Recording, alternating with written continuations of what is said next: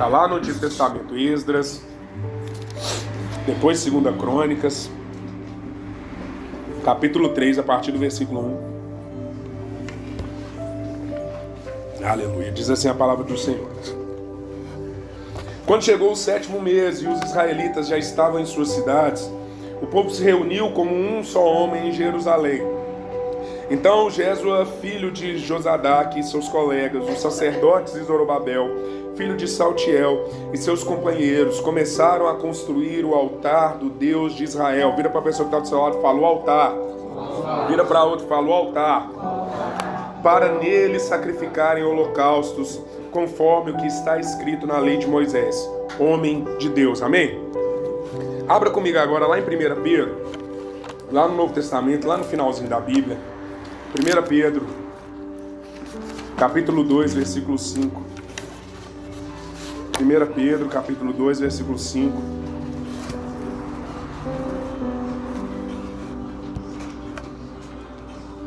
Diz assim a palavra do Senhor: vocês também estão sendo utilizados como pedras vivas na edificação de uma casa espiritual, para serem sacerdócio santo, oferecendo sacrifícios espirituais aceitáveis a Deus por meio de Jesus Cristo. Deixa eu ler mais uma vez, está falando de nós. Vós também estão sendo utilizados como pedras vivas na edificação de uma casa espiritual, para serem sacerdócio santo, oferecendo sacrifícios espirituais aceitáveis a Deus por meio de Jesus Cristo. Queridos, a palavra de Deus, e nós meditamos na semana passada, e o que Deus colocou no meu coração para eu compartilhar com vocês hoje, é justamente esse trabalho de restauração do altar. Amém? Nós vimos na semana passada o movimento de Deus trazendo o seu povo de novo a Jerusalém, tirando o seu povo do exílio e trazendo eles novamente para quê? Para que eles edificassem de novo o templo, para que eles novamente construíssem um templo a Deus, para que então todo o sistema de adoração, para que tudo aquilo que Deus havia revelado para o seu povo pudesse voltar a acontecer.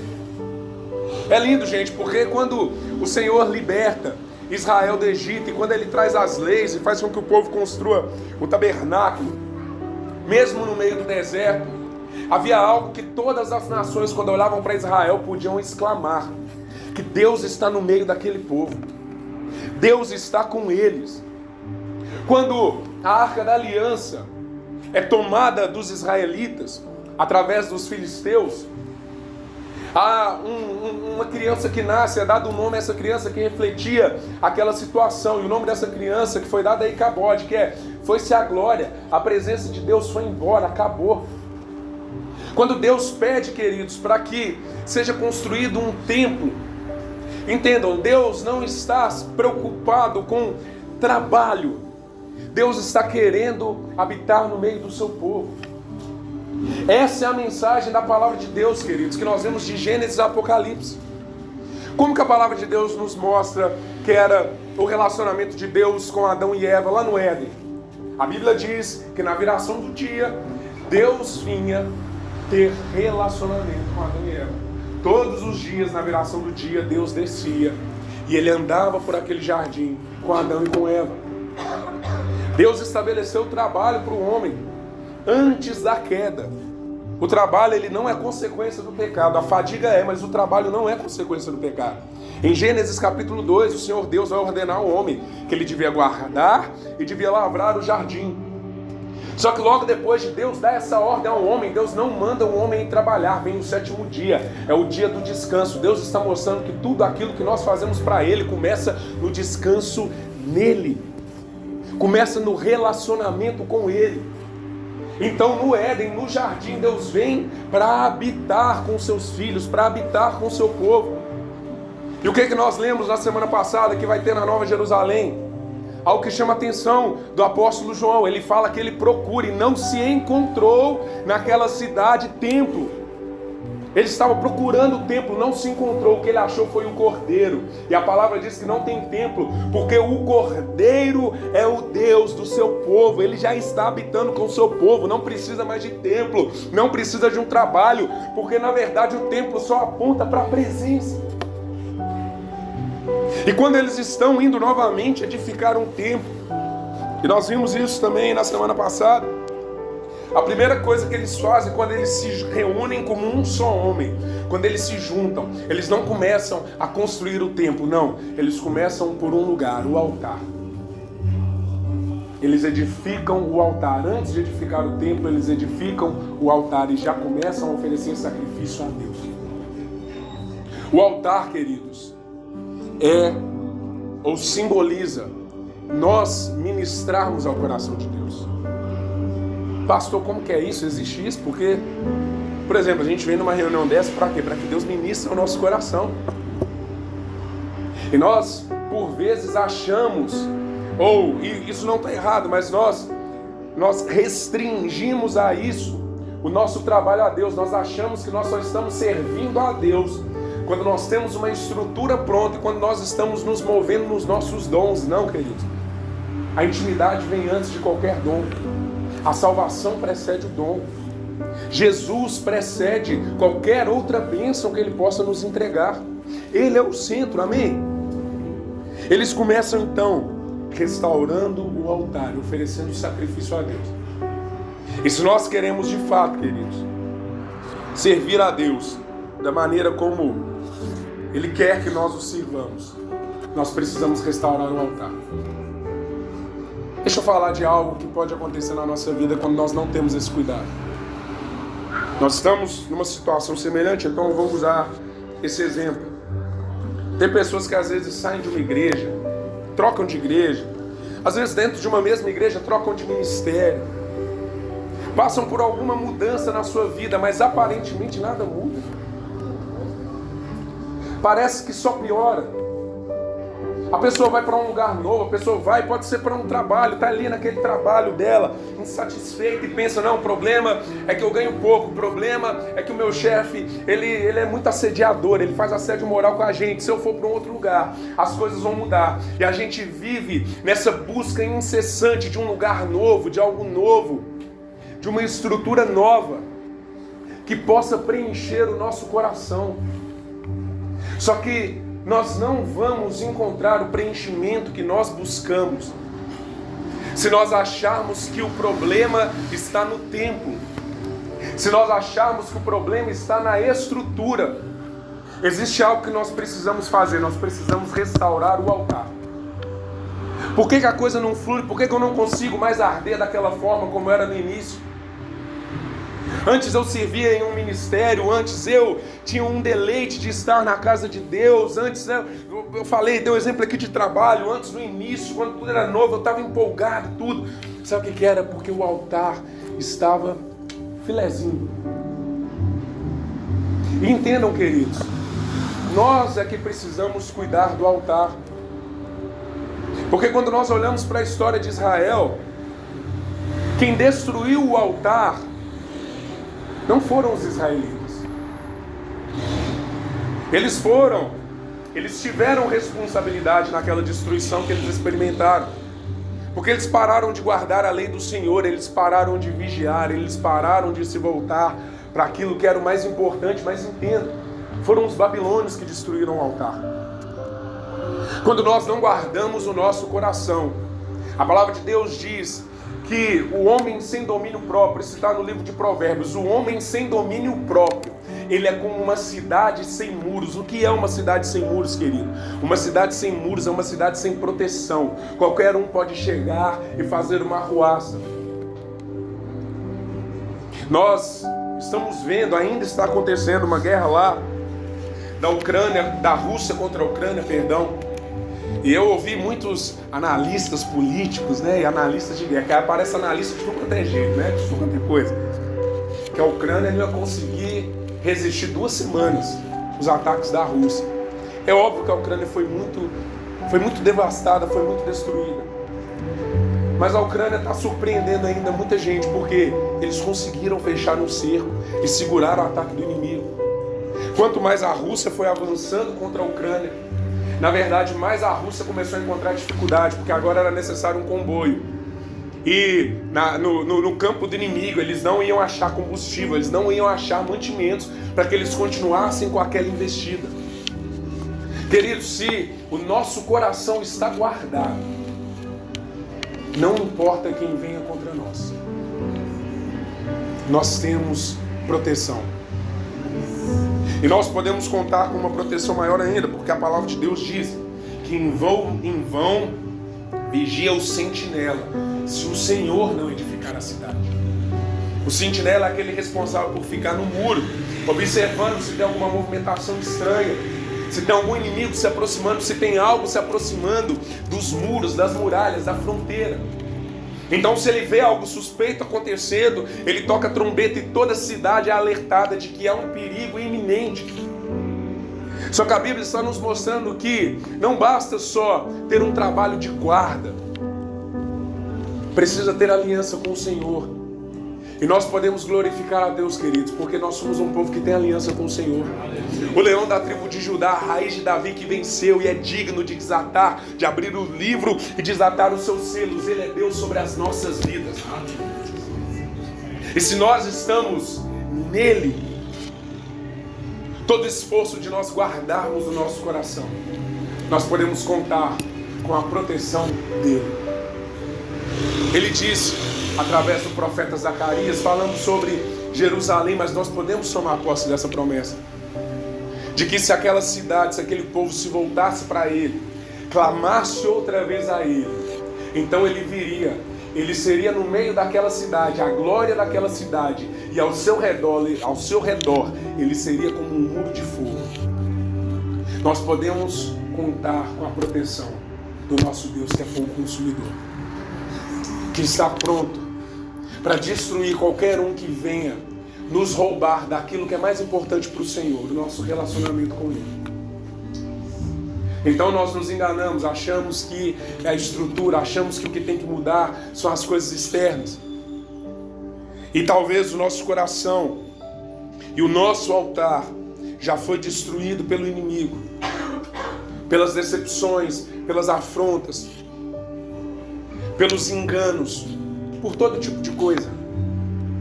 E nós achamos que é só trocar de templo, é só trocar de estrutura. Não, nós precisamos restaurar o altar. A palavra de Deus diz, e aqui eu quero brevemente, queridos, trazer para vocês algumas informações sobre o altar, para que nós possamos crescer nesse entendimento e sair daqui nessa noite aptos para restaurar a nossa vida com Deus, para que nós possamos romper, para que nós possamos fluir, amém? Olha que coisa linda, queridos, o altar, ele vai denotar 3 elementos, eu vou colocar assim, 3 elementos. O altar propriamente dito, o fogo, porque o altar serve para isso, tá, gente? Você acendeu um fogo lá no altar, e esse fogo vai consumir o que? A oferta, um sacrifício. Então o altar, o fogo e o sacrifício, amém? Fala com a pessoa que está do seu lado aí, altar, fogo e sacrifício. Altar, fogo e sacrifício. Salmos 84, versículo 3, a palavra de Deus diz assim: até o pardal achou um lar, e a andorinha um ninho para si, para abrigar os seus filhotes, um lugar perto do teu altar, ó Senhor dos exércitos, meu Rei e meu Deus. Na revista atualizada, graças a Deus acharam minha Bíblia, semana que vem eu já vou estar com a minha outra espadinha na mão de novo. Mas a tradução revista atualizada vai dizer assim, o salmista vai dizer: e eu encontrei os teus altares. O salmista está falando de comunhão, ele está falando do pardal, ele está falando da andorinha, está falando que esses animais encontraram os seus semelhantes. E ele diz: e eu, Senhor, encontrei os teus altares. Ele está falando dos irmãos, ele está falando das pessoas que também temem a Deus. Nós somos o altar, amém?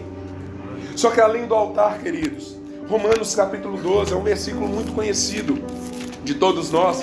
Romanos capítulo 12, lá no versículo 1, a palavra de Deus diz assim: portanto, irmãos, rogo-lhes pelas misericórdias de Deus, que se ofereçam em sacrifício vivo, santo e agradável a Deus.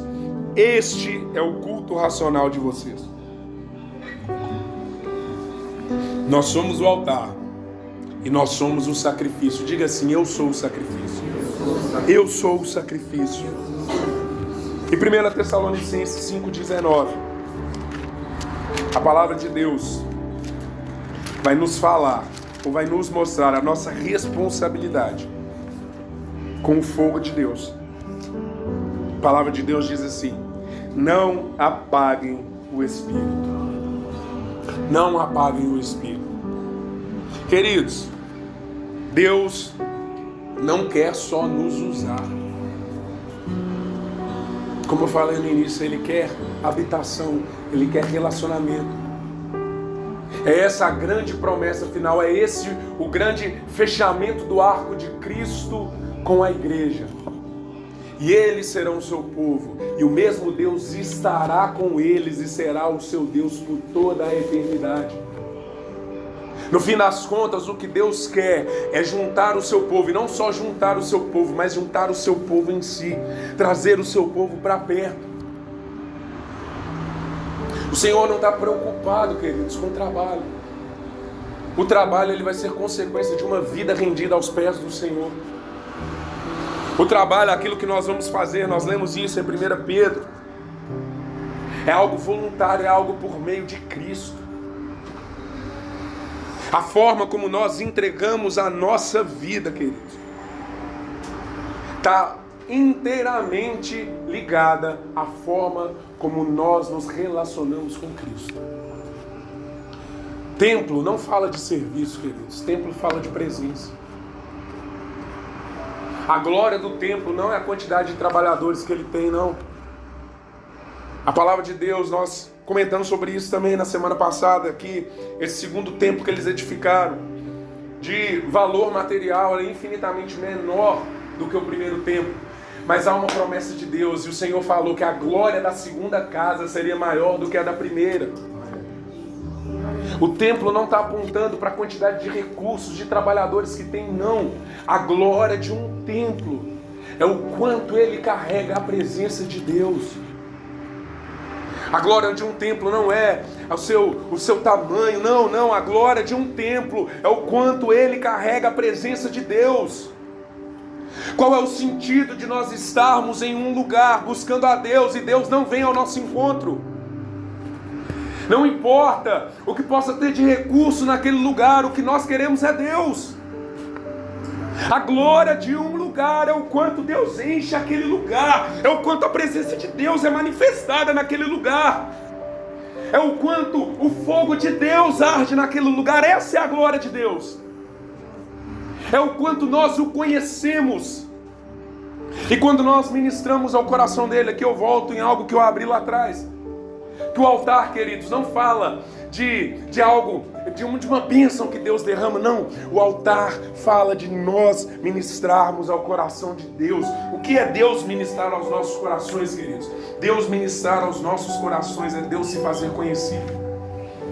1 Coríntios capítulo 13, a palavra de Deus vai falar que vai chegar o dia, vai chegar esse momento em que nós, e esse momento glorioso, e até que esse momento chegue, nós precisamos de tudo, nós precisamos de dons, nós precisamos de revelação. Só que a palavra de Deus nos fala de um dia em que tudo isso vai cessar. Por quê?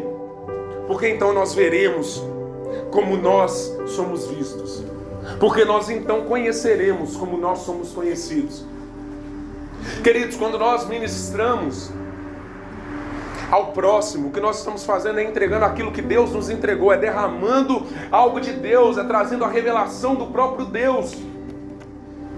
Só que o altar não fala de algo que Deus derrama sobre nós, o altar fala de algo que nós entregamos para Deus. E se Deus ministrar ao nosso coração, é Deus se fazer conhecido, significa que eu ministrar ao coração de Deus é eu me tornar conhecido por Deus. A palavra do Senhor, o profeta Isaías vai falar assim: rasgai os vossos corações e não as vossas vestes. O Senhor não está interessado em sacrifícios que não sejam sacrifícios virtuosos. O Senhor não está interessado com a religiosidade, o Senhor está interessado com pessoas que se fazem, que se permitem ser plenamente conhecidas por Ele. Mas pastor, Deus é o Deus que esquadrinha o coração, Ele já me conhece. Ele te conhece, mas você se faz conhecido dele. Deus conhece todo o coração orgulhoso que há na face da terra. Mas a palavra de Deus diz, nós vamos ler esse texto lá na frente, eu gosto de dar uns spoilers já, né? Que o coração quebrantado e contrito, esse Deus não despreza, é esse o sacrifício aceitável a Deus. É um coração quebrantado. Não tem a ver com as informações que Deus tem. E aqui, queridos, é onde nós entendemos que nós vivemos um relacionamento com Deus. Tem coisas que minha filha passa no dia dela e que eu fico sabendo, que às vezes a Keilinha me conta, eu sei. Mas eu quero ter a alegria de chegar em casa e ouvir da boca dela, ela me contando. Porque quando ela me conta, ela está mostrando que ela confia em mim. Hoje ela teve um comportamento meio ruinzinho aí, né? Eu estava lavando o carro e tal. E ela estava na janela vendo, ela com cara de choro. Eu virei, ô filha, o que aconteceu? Por que você está chorando? Eu achei que é porque eu não tinha ouvido ela. Porque ela fica falando, né? Ela gosta de... Filha de quem, né? Fica falando, gosta de ficar conversando. Eu achei que eu tinha deixado ela no vácuo. E ela falou assim, papai, é porque eu fiz coisa feia, mas se eu te falar, você vai ficar bravo comigo. Eu falei, não filha, pode falar. E aí ela falou. E quando ela falou, eu por dentro eu fiquei meio invocado, mas eu vi a confiança dela em me falar. Em lançar fora o medo e trazer à tona a confiança de que ela queria falar, ainda que fosse algo ruim que ela tivesse feito, que ela queria compartilhar com o pai dela. É isso que significa ser conhecido de Deus. Gente, Deus sabe tudo, Deus sabe o que eu vou fazer. Ele sabe. Mas não tem a ver com um conhecimento, tem a ver com o quanto eu me derramo, com o quanto eu digo para Ele, eu quero o Senhor, eu confio em Ti, o Senhor é a minha rocha, o Senhor é o meu escudo, o Senhor é tudo que eu tenho. Podem os homens me roubar tudo, mas ninguém pode me roubar a presença do Senhor, e isso é o mais precioso para mim, isso é o mais importante. Queridos, Abraão foi um homem que teve posses, teve tudo, mas há algo que ele nunca permitiu que fosse roubado dele: ser chamado amigo de Deus. A caminhada de Abraão não se resumia, ou não dizia respeito, queridos. A princípio, essa é a leitura que nós fazemos. E aqui, mais uma vez, a figura do altar. Eu já estou saindo fora do esboço. Deixa esse esboço para lá.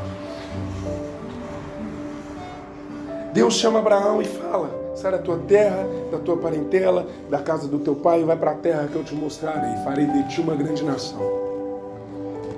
Uma promessa para um homem que não podia ter filhos e que no seu coração tinha um anseio por ter filhos.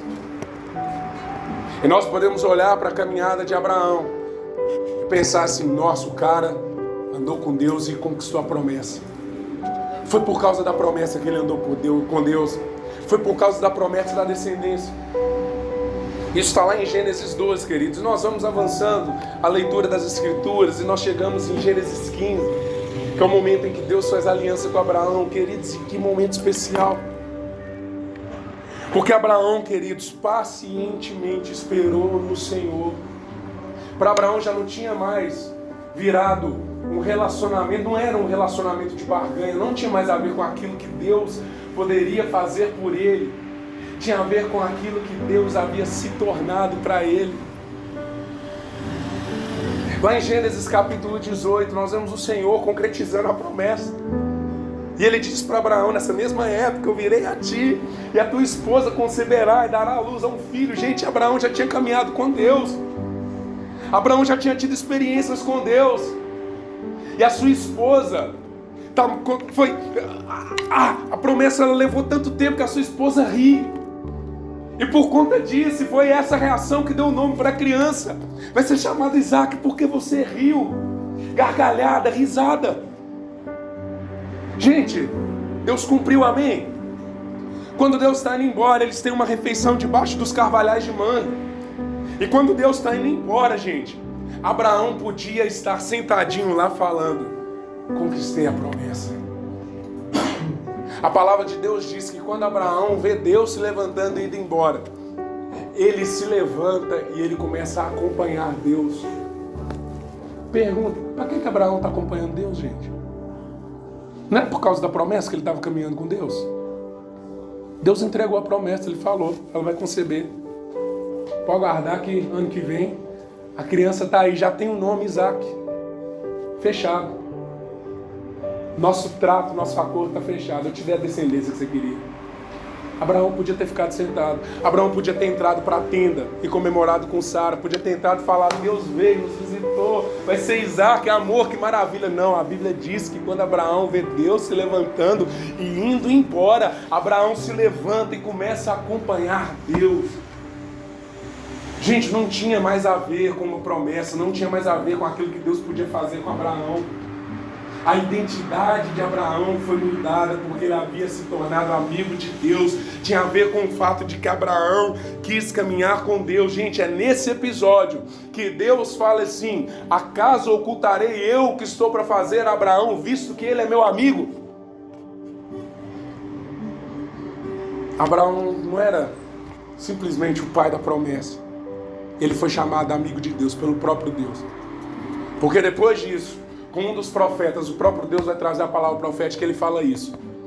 Abraão, meu amigo, andou comigo. Quando foi que Abraão andou com Deus? Quando não tinha mais promessa de jogo e ainda assim ele decidiu se levantar e caminhar com Deus. Porque não tinha a ver com aquilo que Deus podia fazer. E você quer ver o tanto que Abraão já não estava mais, o negócio dele não era mais a promessa? Gênesis 22, Deus fala com Abraão: Abraão, sobe o monte, oferece o teu filho, o teu único filho.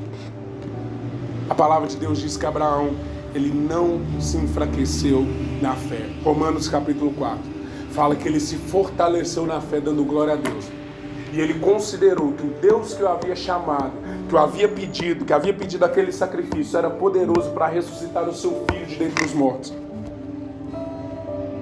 Você quer ver o que o nosso relacionamento com Deus transforma, queridos?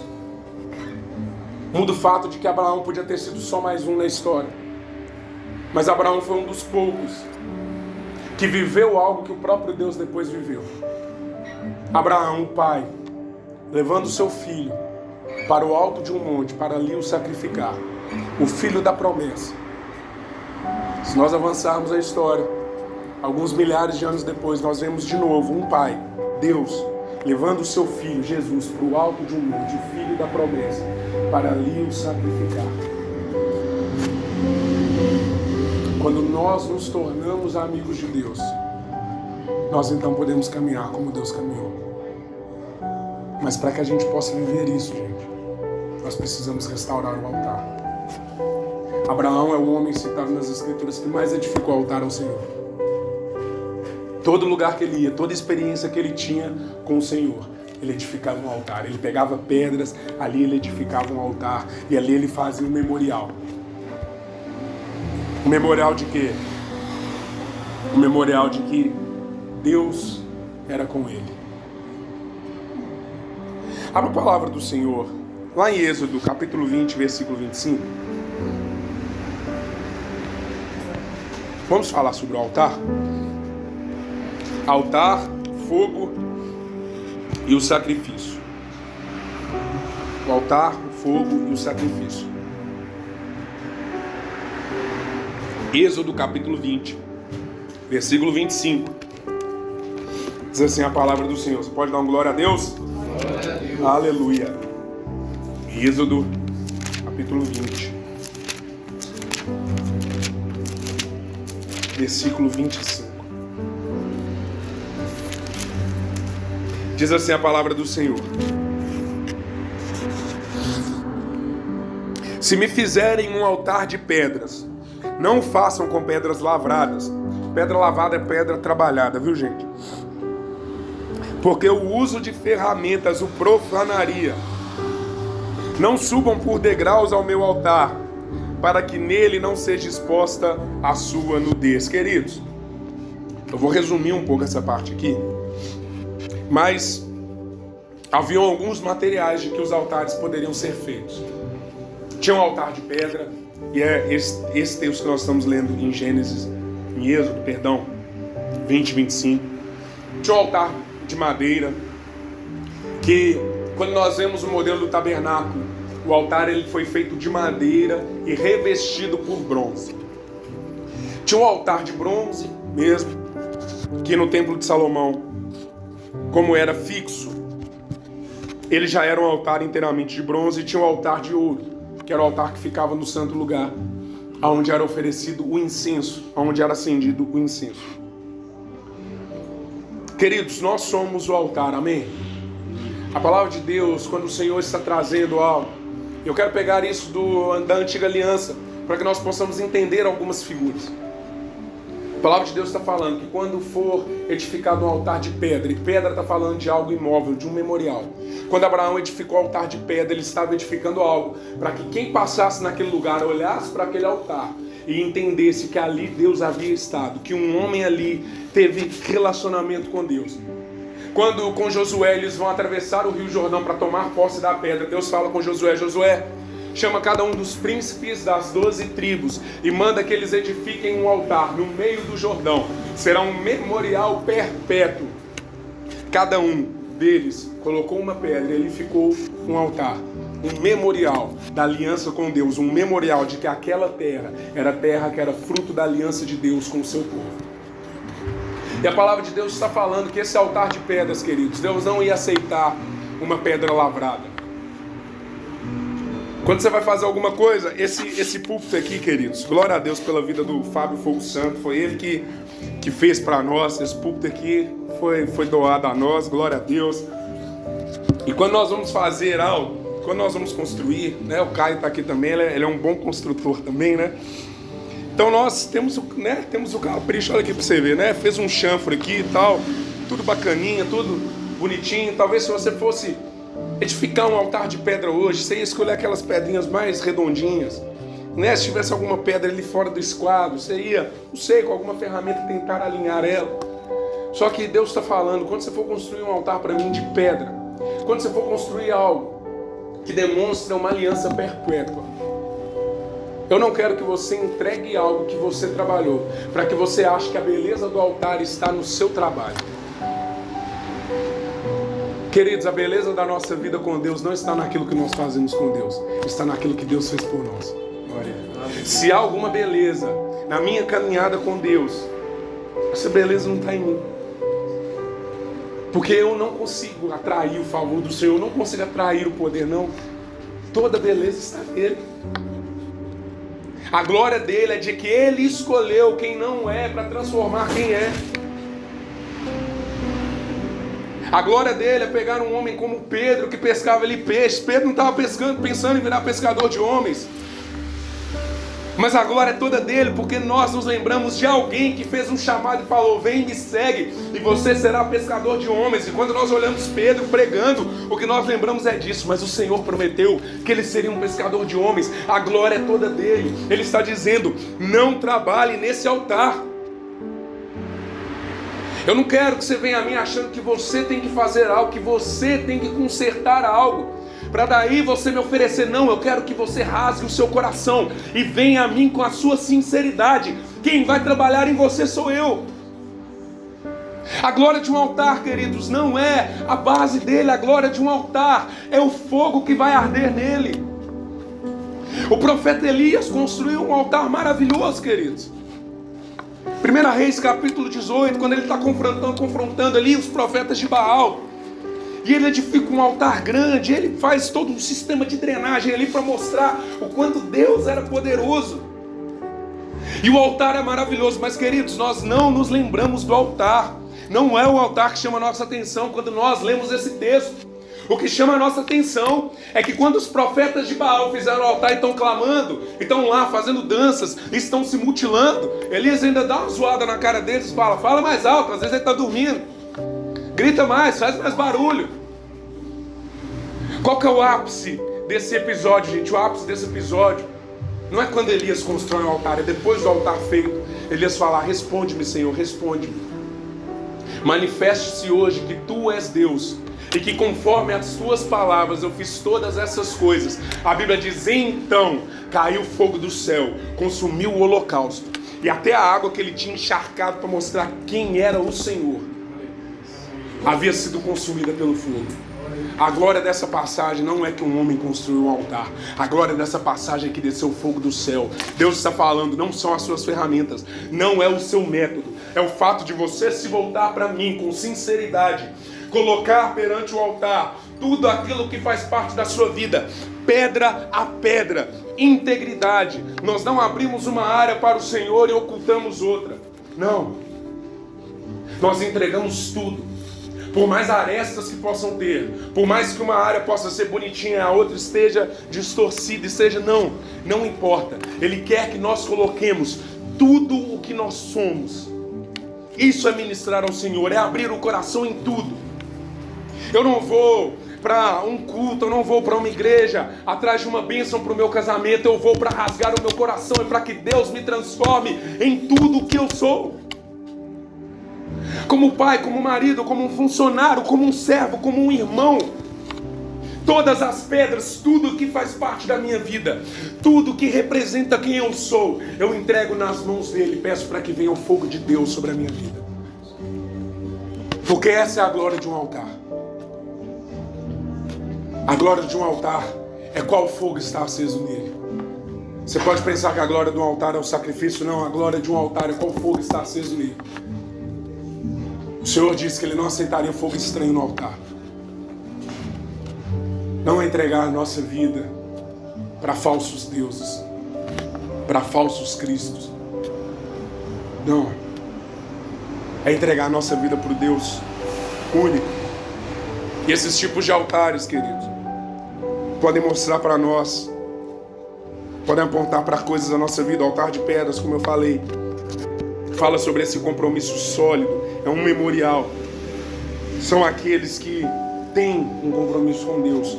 O altar de madeira, que era o altar do tabernáculo, ele foi construído de madeira e revestido para que eles pudessem transportar. Isso fala de alguém que não é altar em um lugar apenas. Fala de alguém que para onde essa pessoa for, ela carrega o fogo de Deus.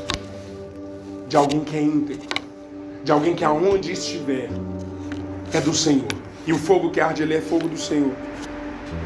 O altar de bronze, queridos. O bronze, ele foi esse material que Deus mandou colocar no altar para quê? Para suportar o fogo. Porque se fosse só de madeira, a madeira ia se consumir. Isso fala de pessoas que não ficam pelo caminho. De pessoas que não param pelo caminho. Não importa quão ardentes sejam as chamas. Nós vamos falar aqui sobre o fogo. E aí nós vamos falar sobre o sacrifício. A gente vai entender essa questão das chamas. Mas está falando bronze, esse altar de bronze está falando de alguém que persevera diante das dificuldades. E o altar de ouro, o ouro fala de purificação. Está falando daquele que além de se entregar completamente, permitiu ser cheio de algo divino e viver uma vida de santidade, algo puro. Nós é quem edificamos um altar a Deus, amém? Nós somos o altar. Você pode repetir isso? Eu sou o altar. Eu sou o altar. Queridos, Levítico, não precisa abrir não. Levítico capítulo 9, versículo 24. Levítico capítulo 9, versículo 24.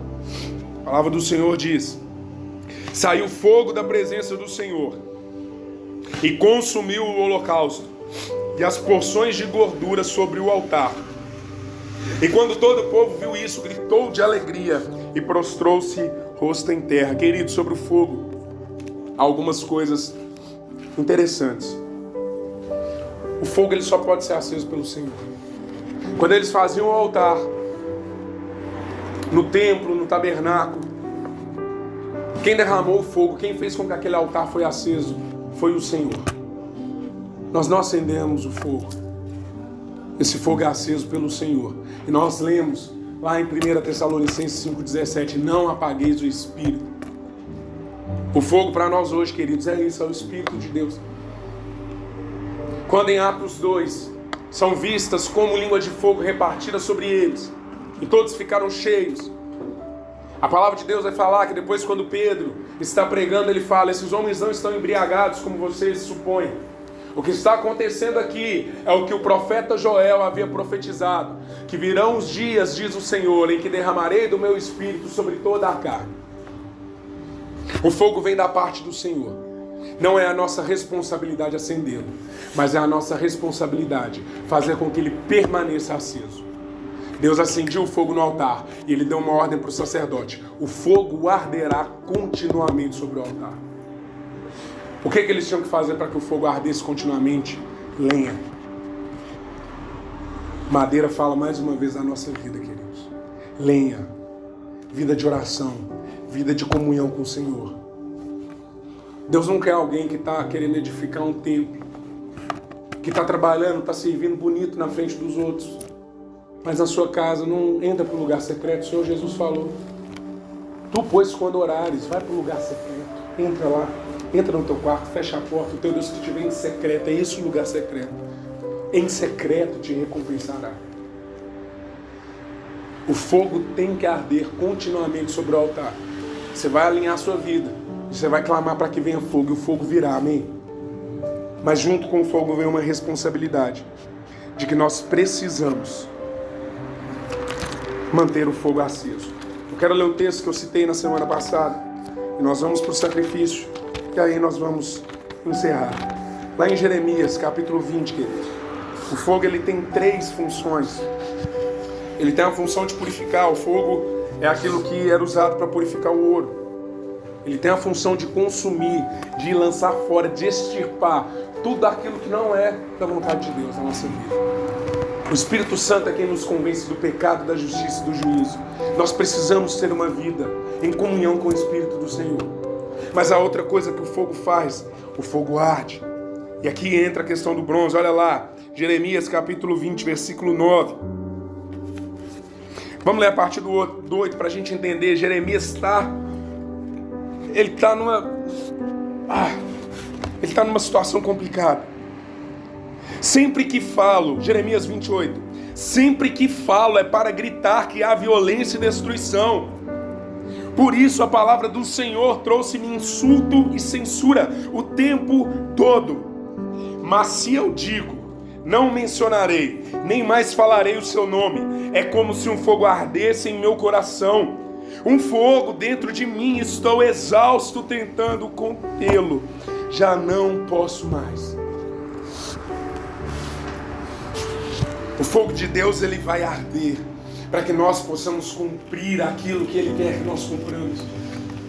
A tarefa que Deus deu para Jeremias não era uma tarefa fácil. Ele estava mandando Jeremias para um povo que era maligno, para um povo que estava pervertido. E a palavra de Deus era só palavra de juízo. Por isso ele está falando, mas quando eu vou falar é só violência.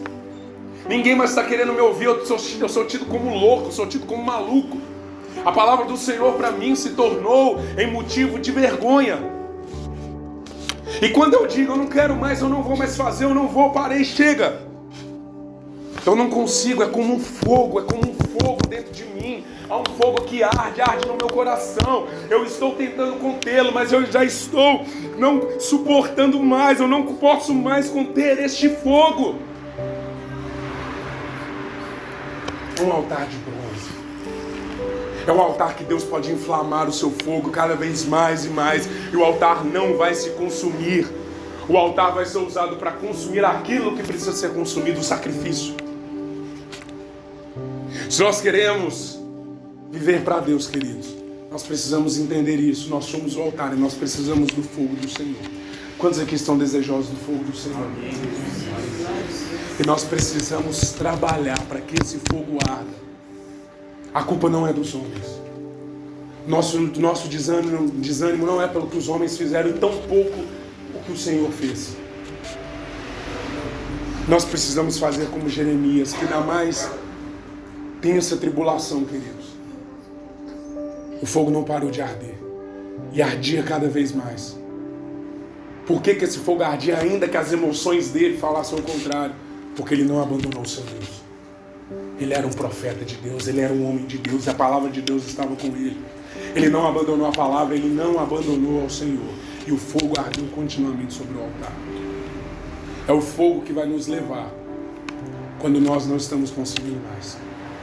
Quando parece que nós queremos desistir, Ele, é o Espírito. É no seu momento de oração, é no seu momento no quarto de oração. Você falando, meu Deus, isso é palhaçada, eu não quero mais isso. É o Espírito Santo que vai soprar e vai falar assim, amigo. O que você viveu comigo não é mentira. Levanta, vai. Vai, eu te chamei. Não foram os homens que te chamaram, quem acendeu fogo nesse altar fui eu. Não foram os homens que acenderam fogo nesse altar, fui eu. Vai, filho, arde. Arde. Porque há sacrifícios que precisam ser consumidos. A minha vontade vai ser feita. Abra a palavra do Senhor para nós finalizarmos. Fica de pé no seu lugar. Êxodo capítulo 29. Êxodo capítulo 29. Versículo 18. Êxodo capítulo 29, versículo 18.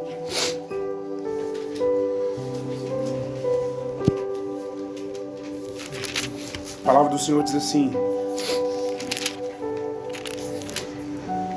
depois queime o cordeiro inteiro. Queime o cordeiro como? Como? Inteiro sobre o altar. É holocausto dedicado ao Senhor. É oferta de aroma agradável, dedicada ao Senhor, preparada no fogo. Queridos, nós somos o sacrifício. A palavra de Deus está falando para nós oferecermos o nosso corpo como sacrifício santo, vivo e aceitável a Deus. A palavra de Deus diz, e o primeiro sacrifício em que eu ouvi isso foi com Noé. A palavra de Deus nos mostra que quando um sacrifício era aceitável a Deus, a Bíblia diz que subiu como um aroma agradável a Deus. A palavra de Deus diz que nós que temos o Espírito e vivemos uma vida com Deus, temos o bom perfume de Cristo. Qual é o bom perfume de Cristo? O perfume de um sacrifício aceitável, agradável a Deus. Só que a palavra está falando que o cordeiro tinha que ser queimado completamente. Nossa vida com Deus, queridos, é uma vida sem reservas. Nós precisamos nos lançar inteiramente nas chamas do Espírito, no fogo do Espírito. Nós precisamos construir a nossa vida, edificar a nossa vida de forma que ela seja essa base sólida, para que o fogo de Deus arda continuamente, nós possamos nos lançar, porque nós também somos o sacrifício. Ele deve ser completo, ele deve ser aceitável e ele deve ser conforme a ordem do Senhor. Deixa eu dar um exemplo prático aqui. A palavra do Senhor vai dizer para os casados, para que eles não interrompam a sua relação sexual. Vai dizer assim: salvo por motivo de oração, por um breve tempo. O que é um sacrifício que não é conforme o que Deus estabeleceu? É o casal que lê um texto desse, por exemplo, fala assim: não, mas a oração é minha vida com Deus. Não, vamos parar, vamos ficar um ano sem fazer nada, nós vamos orar. Não, a palavra de Deus está falando, está dando uma direção. Quando vai falar do sacrifício, vai falar como tinha que ser, em que posição ficavam as partes do cordeiro sobre o altar. O sacrifício é conforme o que Deus diz. E nós só vamos oferecer nossa vida como sacrifício a Deus quando nós abrimos nosso coração para viver exatamente o que a palavra de Deus diz. A palavra de Deus está falando lá em Romanos 12, que esse sacrifício aceitável a Deus é o nosso culto racional. Nossa vida, nossa mente, nosso coração, tudo que nós somos precisa estar norteado por aquilo que Deus revela de quem Ele é. Ame o Senhor teu Deus de todo o teu coração, de toda a tua alma, com todas as tuas forças e com todo o teu entendimento. É um sacrifício completo e que vai ser feito de acordo com a palavra de Deus. Amém, gente? Glória a Deus.